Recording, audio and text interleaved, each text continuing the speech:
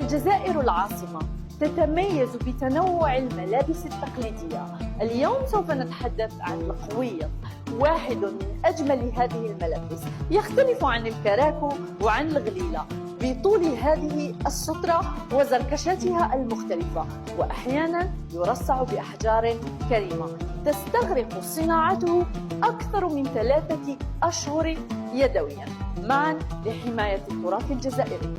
حميه، انا مزوقك تحميه، حباك حميه، حنبوك باراشوت باحجار كريمه، ويلي هذا خصو يدخل اليونسكو.